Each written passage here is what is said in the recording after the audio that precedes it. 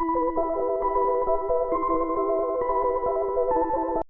my dears, and welcome back to my corner of the internet. I'm Shannon, and today I wanted to share with you some spooky paranormal type stories.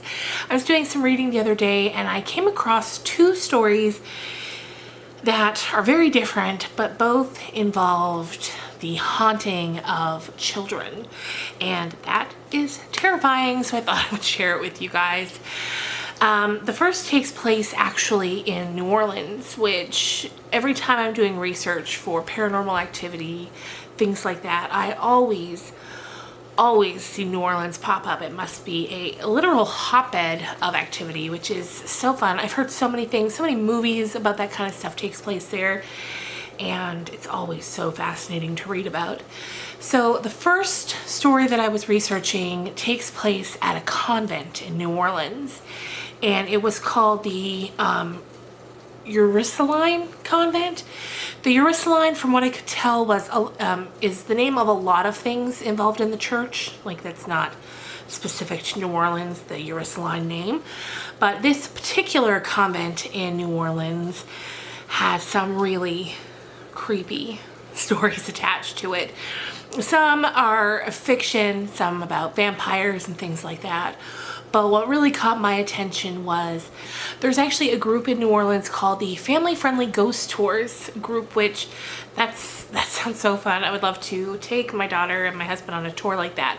But anyway, so it's family friendly, and this tour makes a stop at this convent, and they had two reports just months apart from each other about the same type of sighting, or not even sighting so much, but of a sort of auditory experience. You see, guests and guides alike began to complain or report that they could hear the sounds of children playing outside. The only problem is it was 10 p.m. at night and there were no children playing outside. And then the groups, in fact, would move together towards the area where the sound was coming from, honestly thinking that as they got closer it would be revealed that it was coming from somewhere else. Because you know when you're outside and you'll hear a noise and you think it's coming from one direction, but really it's just the way that the sound is traveling and it's coming from an entirely different direction. So I think they kind of thought that's what was going to happen, but as they started moving towards the sound, it got louder and louder instead of further away or a different direction. So that'd be pretty scary. In addition to the tour groups, there have been just other people who have come to the convent, toured around it, stayed there, who report the sounds, hearing the sounds of children playing. And there have even been some people who have reported seeing the ghostly figure of a child. But what I find really interesting, you know, aside from all of this stuff, is that it's only ever reported to be outside. It's never reported to be inside the convent. So a lot of people think it might just be residual energy, less a haunting and more just kind of the residual energy that's left over from what used to happen at the convent. Because from what I can tell, at least from what I've read, there, you know, it's not a traumatic area. You know, there's not a lot of scary things, because sometimes you'll hear about churches or hospitals or hotels where really scary or violent things have happened, and that's kind of, you know, you're kind of left to think that maybe that's why there's haunting or paranormal activity in general. But from what I've read of this, there's not really a story of that. So that's what makes, I think, a lot of people think that because it's outside, it's the sound of children playing, that maybe it's just residual energy left over from kids who used to have a good time there. Which would be nice. That would be fantastic. So the second story that I wanted to share with you guys is actually a good kicking off point for some videos that are going to be coming in the future. Because what I want to work on over the next few weeks, and maybe throughout October as well, is some internet ghost stories. There are some crazy stories that all kind of revolve around the internet, and we're going to get into that, like I said, later on. But when I saw this story, I thought this is a good place to kind of start sneaking a bit of that internet stuff in here. So this story doesn't take place in a fancy hotel or in some sort of grand building. This just takes place in a home like mine or yours, which lends to the spooky. Anyway, it also involves a YouTube video. You see, this man, he had been complaining about feeling like there was something in his home for over a year. Ghosts, some sort of paranormal activity.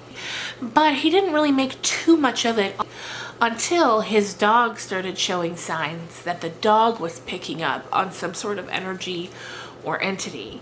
And that led this man to start filming around his home with a GoPro. And he posted the video on YouTube. And I'm gonna link that video down below. Anyway, the video is just him kind of walking around his home with the GoPro, and he's filming what he hears, because I feel like the activity that's been happening in his house has now kind of reached a tipping point, at least in my opinion, because when I heard it, I would have, at that point, if I heard the things that this man heard in my home, I would go and I would pack up my stuff and I would leave. Where would I go? I have no idea, but I would not be staying there. Anyway, as he's walking around his home, he's filming what sounds like a child's voice. And the child is saying things like, "Mommy," and "come over here," and things like that. And it's just in this really unsettling tone of voice that definitely sounds a little childlike. And it's terrifying. So I'm going to link that video down below. You should go and check that out if you want, because I would love to know your opinion on it. Is it real? I have no idea. I feel like a video like that would be easy enough to fake, but on the other hand, why? What's the point, you know? Maybe the point would be for something to go viral, you know, but other than that, which, I mean, that might be a goal for a lot of people, and no matter how they have to get there. Anyway, so you go and check that video out and let me know if you think that it's real or if it's all a sham. All in all, there's just so many stories involving children and hauntings.